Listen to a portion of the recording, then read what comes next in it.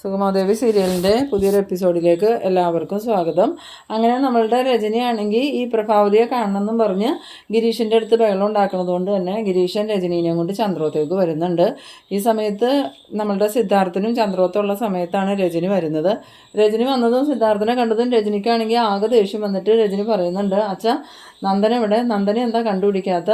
ഇതുവരെ അന്വേഷണമൊന്നും എവിടെ എത്തിയില്ലല്ലോ, അച്ഛനെന്താ മിണ്ടാതിരിക്കണേന്നൊക്കെ ചോദിക്കുമ്പോൾ സിദ്ധാർത്ഥനാണെങ്കിൽ ഒന്നും മിണ്ടണില്ല. എന്നിട്ട് രജനി വീണ്ടും വീണ്ടും അച്ഛനിങ്ങനെ വെള്ളയിട്ട് മുനിനെ കൂട്ടി ഇരുന്നിട്ട് കാര്യമൊന്നുമില്ല, ഞാൻ ചോദിക്കുന്നതിന് മറുപടി പറ, എൻ്റെ അനിയനെവിടെ? എൻ്റെ അനിയനെ കണ്ടുപിടിക്കാൻ നിങ്ങളെന്താ നോക്കാത്തതെന്നൊക്കെ ചോദിക്കുമ്പോൾ സിദ്ധാർത്ഥൻ പറയുന്നുണ്ട്, അധികം വൈകാതെ തന്നെ നന്ദനെ കണ്ടുപിടിക്കും, നീ ഒന്ന് സമാധാനപ്പെടുന്നു. അന്നേരം രജനി പറയുന്നുണ്ട്, അതൊരു ന്യായമാണല്ലോ, അധികം വൈകാതെ കണ്ടുപിടിക്കും, അപ്പോൾ എപ്പോൾ കണ്ടുപിടിക്കുമെന്നൊന്നുമില്ല എന്ന് പറയുമ്പോൾ അന്വേഷണം നടക്കുമല്ലേ, പോലീസ് അന്വേഷിക്കുന്നുണ്ട്, അതിൻ്റെ ഇടയ്ക്ക് നീ ഇങ്ങനെ പ്രശ്നം ഉണ്ടാക്കല്ലേ എന്ന് പറയുമ്പോൾ അങ്ങോട്ടേക്ക് ദേവിക വരുന്ന കാണുന്നുണ്ട്. ദേവികയെ കണ്ടതും രജനിയാണെങ്കിൽ പിന്നെ ദേവികയുടെ അടുത്തേക്കാണ് ചെല്ലണത്. നീ ഇവിടെ ഉണ്ടായിരുന്നോ?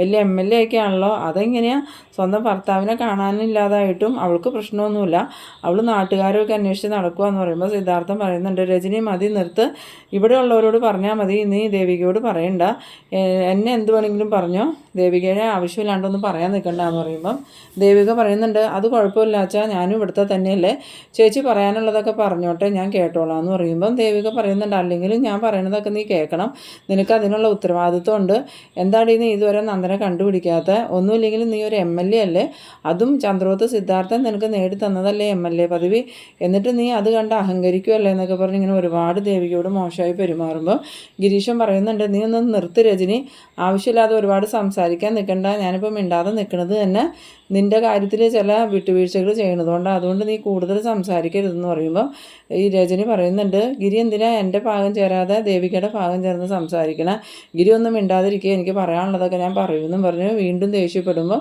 സിദ്ധാർത്ഥൻ പറയുന്നുണ്ട്, ഗിരി നീ ഒന്നും പറയാൻ പോകണ്ട, എന്തായാലും അവൾക്ക് പറയാനുള്ളതൊക്കെ അവർ പറഞ്ഞോട്ടെ, ഞാൻ കേട്ടോളാമെന്നും പറഞ്ഞ് സിദ്ധാർത്ഥൻ അങ്ങനെ നിന്ന് കേൾക്കുന്നുണ്ട്. ഇതേ സമയം പ്രഭാവതി അങ്ങോട്ട് വരുന്നുണ്ട്. പ്രഭാവതിയെ കണ്ടതും വീണ്ടും രജനി പറയുന്നുണ്ട്, കണ്ടില്ല അമ്മേ, ഇവിടെ ആർക്കും ഒരു ഉത്സാഹവുമില്ല, എല്ലാവർക്കും ഒരു തണുപ്പം മട്ട, നന്ദന എവിടെ പോയിന്ന് ഇതുവരെയും അറിയാനും പാടില്ല, ഇവരാണെങ്കിൽ അന്വേഷിക്കണമില്ല എന്ന് പറയുമ്പം ഈ പ്രഭാവതി പറയുന്നുണ്ട്, ഞാൻ എന്ത് ചെയ്യാനാ മോളേന്ന്. അന്നേരം രജനി ചോദിക്കുന്നുണ്ട്, അരുന്ധതി ഇവിടെ വന്നില്ലായിരുന്നോ, എന്നിട്ട് എന്തിനാ അമ്മ അവരെ വെറുതെ വിട്ടത്? ഇവിടെ വന്ന് പ്രശ്നം ഉണ്ടാക്കിയവരെ അങ്ങനെ തിരിച്ചു വിടരുതായിരുന്നു, അവരുടെ ചെകിട്ടടിച്ച് പൊളിക്കാൻ പാടില്ലായിരുന്നു എന്ന് ചോദിക്കുമ്പോൾ ആർക്കും കുഴപ്പമില്ല, പിന്നെ ഞാനായിട്ട് കുഴപ്പമുണ്ടാക്കിയിട്ട് എന്താ കാര്യം എന്ന് ചോദിക്കുന്നു. അന്നേരം രജനി പറയുന്നുണ്ട്, എന്തായാലും ആർക്കും കുഴപ്പമില്ലെങ്കിലും എനിക്ക് നന്ദനെ കണ്ടുപിടിച്ചേ പറ്റൂ, അമ്മ ഇവിടെ വന്നേ, ഞാൻ ആദ്യം തന്നെ അവൻ്റെ റൂമൊക്കെ ഒന്ന് പരിശോധിക്കട്ടെ എന്നും പറഞ്ഞ് ഈ രജനിയാണെങ്കിൽ പ്രഭാവതിയെയും വിളിച്ചുകൊണ്ട് നന്ദൻ്റെ റൂമിലോട്ട് പോകുന്നുണ്ട്. ആ സമയത്ത് ദേവികയും ഗിരീഷിനും സിദ്ധാർത്ഥനും അവിടെ നിന്നിട്ട് എന്ത് ചെയ്യണമെന്ന് അറിയാതെ സിദ്ധാർത്ഥൻ ദേവികയോട് പറയുന്നുണ്ട്, മോൾ അവൾ പറഞ്ഞതൊന്നും കാര്യമാക്കണ്ടെന്ന് പറയുമ്പോൾ ഇല്ല അച്ഛാ, എനിക്ക് പ്രശ്നമൊന്നുമില്ല, ചേച്ചിയുടെ വിഷമം കൊണ്ട് പറയണേ അല്ലേന്ന്. പിന്നീട് രജനി നന്ദൻ്റെ റൂമിൽ ചെന്നിട്ട് അവിടുത്തെ അലമാരയെല്ലാം വിശദമായിട്ട് തന്നെ പരിശോധിക്കുന്നുണ്ട്. ആ സമയത്ത് രജനിയുടെ കയ്യിൽ ഒരു ഡയറി കിട്ടുന്നുണ്ട്. ഇതേ നേരം പ്രഭാവതി ആണെങ്കിൽ വിഷമത്തോടുകൂടി ആ ബെഡിൽ തന്നെ ഇരിക്കുകയാണ്.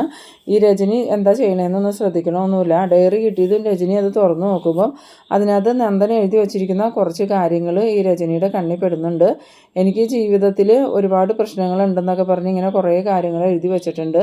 എന്നിട്ട് രജനി വേഗം തന്നെ പ്രഭാവതിയെ വിളിച്ചത് കാണിച്ചു കൊടുക്കുന്നുണ്ട്. അത് കണ്ടതും പ്രഭാവതി, സിദ്ധു നന്ദുവിന് എന്തോ പ്രശ്നമുണ്ട്, അവൻ ജീവിതം അടുത്ത് പോയതെങ്ങാണ്ട, എത്രയും പെട്ടെന്ന് എനിക്ക് മകനെ കണ്ടെത്തണം എന്നൊക്കെ പറഞ്ഞ് കരഞ്ഞുകൊണ്ട് സിദ്ധാർത്ഥനെയും വിളിച്ചുകൊണ്ട് പോകുന്നുണ്ട്. പിന്നീട് കാണിക്കുന്നത് നമ്മളുടെ ഷാരികേനെയും കെവിനെയാണ്. ഷാരിക പറയുന്നുണ്ട്, കെവിൻ ചേട്ടനോട് ഞാൻ എത്ര ദിവസം മുമ്പ് ഒരു കാര്യം പറഞ്ഞതാ, ഇപ്പം നന്ദേട്ടനെ കാണാണ്ടായിട്ട് ഇത്രയും ദിവസമായി ഒരു വിവരവും ഇല്ല. കെവിൻ ചേട്ടൻ്റെ ആത്മാർത്ഥ സുഹൃത്തല്ലായിരുന്നോ നന്ദേട്ടൻ, കോളേജ് കാലം മുതലുള്ള കൂട്ടം, അതുമാത്രമല്ല ഇപ്പോൾ ഓഫീസിലും വർക്ക് ചെയ്യുന്നുണ്ട്, എന്നിട്ടും കെവിൻ ചേട്ടൻ നന്ദേട്ടനെ കണ്ടുപിടിക്കാൻ വേണ്ടി ഒരു ചെറുവിരലെങ്കിലും അണിക്കുമെന്ന് ചോദിക്കുമ്പോൾ കെവിൻ പറയുന്നുണ്ട്, ഇല്ല ഷാരി, ഞങ്ങൾ അന്വേഷിക്കുന്നുണ്ടെന്ന്. അന്നേരം ഷാരിക ചോദിക്കുന്നുണ്ട്, ഞങ്ങളോ, അതാരാന്ന് ചോദിക്കുമ്പോൾ അല്ല ഷാരി, ഞാനും എൻ്റെ ഫ്രണ്ട്സും അന്വേഷിക്കുന്നുണ്ടെന്നാണ് പറഞ്ഞ് നന്ദനെക്കുറിച്ച് ഇതുവരെ ഒരു വിവരവും കിട്ടിയില്ല. അന്നേരം ഈ ഷാരിക പറയുന്നുണ്ട്, കെവിൻ ചേട്ടന് എന്നോട് എന്തെങ്കിലും ഒരു സ്നേഹം ഉണ്ടായിരുന്നെങ്കിൽ കെവിൻ ചേട്ടൻ എത്രയും പെട്ടെന്ന് നന്ദേട്ടനെ കണ്ടുപിടിച്ചേനെ. എന്തായാലും എനിക്കിതൊന്നും വിശ്വസിക്കാൻ പറ്റണില്ല കെവിൻ ചേട്ടാ, ഞാൻ വിചാരിച്ചത് കെവിൻ ചേട്ടന് എന്നെ അത്രയ്ക്കും ഇഷ്ടമായതുകൊണ്ട് എത്രയും പെട്ടെന്ന് ഞാൻ പറഞ്ഞ കാര്യം നടത്തി തരുമെന്നാ,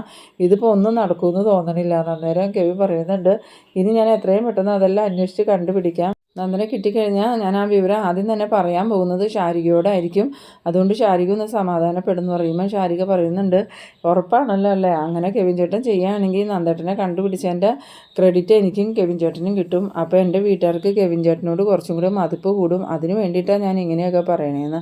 എന്തായാലും ഞാനിപ്പോൾ പോകുകയെന്നും പറഞ്ഞുകൊണ്ട് ശാരിക പോകാൻ നിന്നതും കെവിനാണെങ്കിൽ നമുക്കൊരു ഐസ്ക്രീം കഴിക്കാമെന്നൊക്കെ പറയുന്നുണ്ടെങ്കിലും ശാരിക അതൊന്നും കേൾക്കാൻ നിൽക്കണില്ല. വീണ്ടും ശാരിക എടുത്ത് ചായ കുടിക്കാമെന്ന് പറഞ്ഞിട്ടും ശാരിക അത് കേൾക്കാതെ പോകാണ്.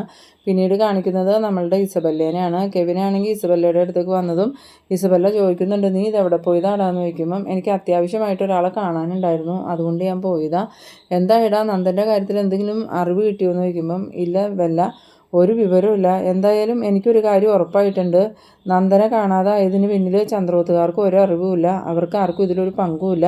ഇനിയിപ്പോൾ ഞാൻ സംശയിക്കുന്നത് പോലെ നന്ദൻ ഭയന്നിട്ട് എങ്ങോട്ടെങ്കിലും പോയതായിരിക്കുമെന്ന് ചോദിക്കുമ്പം ഇസബല്ല പറയുന്നുണ്ടില്ല, അവൻ ഒരിക്കലും അങ്ങനെ പോവില്ല. കാരണം അവൻ കുറ്റമെല്ലാം എല്ലാവരോടും ഏറ്റു പറഞ്ഞതാ. അതുമാത്രമല്ല പോലീസ് സ്റ്റേഷനിൽ കീഴടങ്ങാനും തീരുമാനിച്ചിരുന്നതാ. അവനക്ക് പിന്നെ ഒരു പേടിയും ഉണ്ടായില്ല. പിന്നെ എന്തിനാ അവനിപ്പോൾ മാറി നിൽക്കണേന്ന് ചോദിക്കുമ്പം കെവിൻ പറയുന്നുണ്ട്, എന്തായാലും ഒരു കാര്യം ഉറപ്പാണ്, ചന്ദ്രോത്തുള്ളവർക്ക് ആർക്കും അവൻ എവിടെയാണെന്ന് അറിയില്ല. ആ സമയത്ത് ഇസബല്ല ചോദിക്കുന്നുണ്ട്, നിന്നോട് ആരാ ഇത് പറഞ്ഞതെന്ന് ചോദിക്കുമ്പം അവരുമായി ബന്ധപ്പെട്ട ഒരാളാണ് പറഞ്ഞതെന്ന് പറയണം. അന്നേരം ഇസബല്ല വീണ്ടും വീണ്ടും ചോദിക്കുന്നുണ്ട്, അവരുമായി ബന്ധപ്പെട്ട ആളുകളെയൊക്കെ എനിക്കറിയാലോ, പിന്നെ നിന്നോട് ഇത് ആരാ പറഞ്ഞതെന്ന് പറയാമെന്ന് പറയുമ്പോൾ അവരുടെ ഒരു ബന്ധുവാണ് പറഞ്ഞത്, അവർക്ക് ആർക്കും ഇതിൽ പങ്കില്ല, അവരെല്ലാവരും നന്ദനെ കാണാതെ വിഷമിച്ച് നിൽക്കുകയെന്ന്. അന്നേരം ഇസബല്ല പറയുന്നുണ്ട്, എത്രയും പെട്ടെന്ന് നന്ദനെ നമുക്ക് കണ്ടെത്തണം, എനിക്ക് അവനില്ലാതെ പറ്റില്ലടാ, അവന് വേണ്ടിയിട്ടാണ് ഞാൻ ഈ കളികളെല്ലാം കളിച്ചത്. ഇനി അവൻ ജീവിക്കുന്നുണ്ടെങ്കിൽ എൻ്റെ കൂടെ തന്നെ ജീവിക്കണം, അവൻ്റെ ജീവന് ഒരാപത്തും വരാൻ പാടില്ല, അതിന് ഞാൻ സമ്മതിക്കൂല എന്നൊക്കെ ഇങ്ങനെ പറഞ്ഞുകൊണ്ട് നിൽക്കുന്നുണ്ട്. പിന്നീട് കാണിക്കുന്നത് നമ്മളുടെ ദേവികേനെ കാണാനായിട്ട് CP വരാണ്. CP വന്നതും ദേവിക പറയുന്നുണ്ട്, ഞാൻ CP സാറിനെ കാത്തു നിൽക്കുമായിരുന്നു, എനിക്കൊരു കാര്യം പറയാനുണ്ടെന്ന് പറയുമ്പം അല്ല മേഡം, നന്ദനെക്കുറിച്ച് എന്തെങ്കിലും വിവരം ഉണ്ടോ എന്ന് ചോദിക്കണു. ഇതുവരെയും ഒരു വിവരമില്ല, പക്ഷേ കഴിഞ്ഞ ദിവസം നന്ദൻ്റെ റൂം പരിശോധിച്ചപ്പം അവിടെ നിന്നൊരു കുറിപ്പ് കിട്ടി. അതിൽ കുറച്ച് പേരുടെ കാര്യങ്ങൾ എഴുതിയിട്ടുണ്ട്, കുറച്ച് പേര് നന്ദനെ ചതിച്ചു എന്നും അതിന് പകരം വീട്ടു എന്നൊക്കെ എഴുതിയിട്ടുണ്ടെന്ന് പറയണം. അത് കേട്ടതും CPക്കാണെങ്കിൽ നല്ല പേടിയും വെപ്രാളമൊക്കെ ആവുന്നുണ്ട്. ദേവികയാണെങ്കിൽ ഈ സമയത്ത് CPയുടെ ഓരോ ചലനങ്ങളും ശ്രദ്ധിക്കണമുണ്ട്. CPക്ക് അത് മനസ്സിലാവണമെന്നില്ല. എന്നിട്ട് ആരാ ശത്രുക്കളെന്ന് പറഞ്ഞോ മേഡം എന്ന് ചോദിക്കുമ്പം അത് കുറച്ച് പേരുടെ പേരൊക്കെ എഴുതിയിട്ടുണ്ട്, എന്തായാലും അവരോട് പ്രതികാരം ചെയ്യണമെന്ന് തന്നെയാണ് നന്ദു എഴുതിയിരിക്കുന്നത്. പിന്നെ അതിൽ പ്രധാനപ്പെട്ട ഒരു പേര് അരുന്ധതി മേഡത്തിൻ്റെ ആണ്. അത് കേട്ടതും CP ചോദിക്കുന്നുണ്ട്, അതിന് മേഡവും നന്ദനുമായിട്ടൊരു പ്രശ്നമൊന്നുമില്ലല്ലോ എന്ന് പറയുമ്പോൾ ഈ ദേവിക പറയുന്നുണ്ട്, അതൊന്നും എനിക്കറിയില്ല CP, എന്തായാലും മേഡത്തെ കൊല്ലൂന്നൊക്കെ അതിൽ എഴുതിയിരിക്കണം, അതുകൊണ്ട് CP മേഡത്തോടൊന്ന് പറയണം, ഒന്ന് ശ്രദ്ധിക്കാൻ. ആ സമയത്ത് CP പറയുന്നുണ്ട്, ഞാൻ പറയാം മേഡം. അന്നേരം ദേവിക പറയുന്നുണ്ട്, ഞാൻ തന്നെ വിളിച്ച് പറഞ്ഞേനെ, പക്ഷേ അന്ന് വീട്ടിൽ വന്നപ്പം ഞാനും മേഡവും തമ്മിൽ കുറച്ച് മുഷിഞ്ഞാൽ പോയത്, അതുകൊണ്ട് എനിക്ക് എന്തോ വിളിച്ച് പറയാനൊരു മടി, അതുകൊണ്ടാണ് CPയെ വിളിച്ച് പറഞ്ഞേന്ന്. മേഡം അതോർത്ത് ടെൻഷനാവണ്ട, ഞാൻ ഇപ്പം തന്നെ അരുന്ധതി മേഡത്തെ കണ്ട് വിവരങ്ങൾ പറഞ്ഞോളാം, പിന്നെ നന്ദനെക്കുറിച്ച് എന്തെങ്കിലും വിവരങ്ങൾ അറിഞ്ഞാൽ അപ്പം തന്നെ എന്നെ അറിയിക്കണം കേട്ടോ എന്ന് പറയുമ്പോൾ ദേവിക പറയുന്നുണ്ട്, അതൊക്കെ ഞാൻ അപ്പം തന്നെ അറിയിച്ചോളാം, എന്തായാലും CP സാർ ഇപ്പം തന്നെ ചെന്ന് അരുന്ധതി മേഡത്തോട് വിവരം പറയാമെന്ന്. അങ്ങനെ CP പോകാനായിട്ട് കാറിൽ കയറിയിട്ട് ഇറങ്ങി വന്നിട്ട് വീണ്ടും ചോദിക്കുന്നുണ്ട്, വേറെ ആരുടെയൊക്കെ പേരാ ഉള്ള മേഡം എന്ന് ചോദിക്കുമ്പോൾ വേറെ കുറച്ച് പേരുകളൊക്കെ ഉണ്ട്, എന്തായാലും അതിൽ CP സാറിൻ്റെ പേരൊന്നുമില്ലാന്ന്. അത് കേട്ടതോടുകൂടി CPക്ക് ആശ്വാസമാവുന്നുണ്ട്.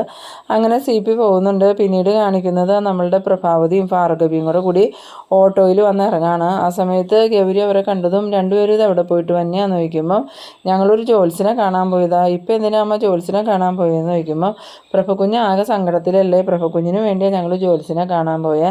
അന്നേരം ഗൗരി ചോദിക്കുന്നുണ്ട്, എന്നിട്ട് ജോത്സ്യനെ എന്ത് പറഞ്ഞു എന്ന് ചോദിക്കുമ്പോൾ പ്രത്യേകിച്ചൊന്നും പറഞ്ഞൊന്നുമില്ല, എന്തായാലും എൻ്റെ മനസ്സാകെ സങ്കടത്തിലായിരുന്നു, ജോത്സ്യരെ കണ്ട് കാര്യങ്ങൾ പറഞ്ഞു കഴിഞ്ഞപ്പം എൻ്റെ ആ സങ്കടത്തിനൊരു ശമനം വന്നിട്ടുണ്ട്, എന്തായാലും മനസ്സിനൊരു ശക്തി കിട്ടിയതുപോലെയെന്ന്. ആ സമയത്ത് ഗൗരി പറയുന്നുണ്ട്, എന്തായാലും രണ്ടുപേരും അകത്തേക്ക് വാ, ഞാൻ കുടിക്കാൻ എന്തെങ്കിലും എടുക്കാമെന്നും പറഞ്ഞുകൊണ്ട് പ്രഭാവതിയും ഭാർഗവിയും കൂടെ അകത്തേക്ക് കയറിയതും ഗൗരി കിച്ചണിലേക്ക് പോകുന്നുണ്ട്. പിന്നീട് ഭാർഗവി പറയുന്നുണ്ട്, കുഞ്ഞിരിക്കുക, അവൾ ചായ എന്തെങ്കിലും കൊണ്ടുവരട്ടെ, അത് കുടിച്ചിട്ട് സമാധാനത്തിൽ ഇവിടുന്ന് പോകാമെന്ന് പറയുമ്പം ഈ പ്രഭാവതി ഭാർഗവിയോട് ചോദിക്കുന്നുണ്ട്, ഇവിടെ മുരളി ഇല്ലേന്ന് ചോദിക്കുമ്പം ആ മുരളി അകത്തുണ്ടെന്ന് പറയുന്നു. അങ്ങനെ ഭാർഗവി മുരളി എന്നും പറഞ്ഞ് വിളിക്കുമ്പം ഗൗരി ചെന്ന് മുരളിയോട് പറയുന്നുണ്ട്, പ്രഭയാൻറ്റി വന്നിട്ടുണ്ട്, മുരളിയേട്ടനെ കാണണമെന്ന് പറയുന്നുണ്ട്, മുരളിയേട്ടൻ വന്നങ്ങോട്ട് ചെല്ലുന്നു. അങ്ങനെ മുരളി പ്രഭാവതിയുടെ അടുത്തേക്ക് ചെന്നതും പ്രഭാവതി മുരളിയോട് ചോദിക്കുന്നുണ്ട്, മുരളി നന്ദനെക്കുറിച്ച് ഒരു വിവരവും കിട്ടിയില്ലേന്ന് ചോദിക്കുമ്പോൾ മുരളി പറയുന്നുണ്ട്, ഇല്ല ആൻറ്റി, ഒരു വിവരവും ഇതുവരെ കിട്ടിയില്ല എന്ന്. അതേസമയം പ്രഭാവതി പ്രഭാവതി ആണെങ്കിൽ ഇങ്ങനെ സങ്കടത്തോട് കൂടി നിൽക്കുമ്പം മുരളിയാണെങ്കിൽ ഇങ്ങനെ എന്തൊക്കെയോ ആലോചിച്ച് നിൽക്കണ പോലെ ഇങ്ങനെ ഇരിക്കുന്നുണ്ട്. പക്ഷേ മുരളിക്ക് നന്ദനെക്കുറിച്ച് അറിയാമെന്ന് തന്നെയാണ് നമുക്ക് തോന്നണത് മുരളിയുടെ ഭാവത്തിൽ നിന്നും. കാരണം ഗിരീഷിനും ദേവികയ്ക്കും മുരളിക്കും സിദ്ധാർത്ഥനൊക്കെ നന്ദന എവിടെയാണെന്ന് അറിയാമെന്ന് തന്നെയുള്ളൊരു പെരുമാറ്റമാണ് അവരുടെ ഭാഗത്തു നിന്ന് ഉണ്ടാവണത്. അവർ നന്ദനെ അന്വേഷിച്ച് അങ്ങനെ ഒരുപാട് വേവലാതി പിടിക്കണമൊന്നുമില്ല. അപ്പോൾ എന്തായാലും ഇനി വരുന്ന എപ്പിസോഡുകളിൽ നമ്മളുടെ നന്ദൻ എവിടെയാണെന്നുള്ള സത്യങ്ങളൊക്കെ എല്ലാവരും മനസ്സിലാക്കുന്ന എപ്പിസോഡ് തന്നെയാണ് വരാൻ പോകുന്നത്. അപ്പോൾ നിങ്ങളെൻ്റെ വീഡിയോ ആദ്യമായി കാണുന്നവരാണെങ്കിൽ എൻ്റെ ചാനലൊന്ന് സബ്സ്ക്രൈബ് ചെയ്യാനും ഇഷ്ടമായാൽ ലൈക്ക് ചെയ്യാനും ഷെയർ ചെയ്യാനും മറക്കരുത്. അപ്പോൾ ഇതുപോലെ ഇൻട്രസ്റ്റിംഗ് ആയിട്ടുള്ള അടുത്തൊരു എപ്പിസോഡുമായി നമുക്ക് വീണ്ടും കാണാം. അതുവരേക്കും ബൈ ബൈ.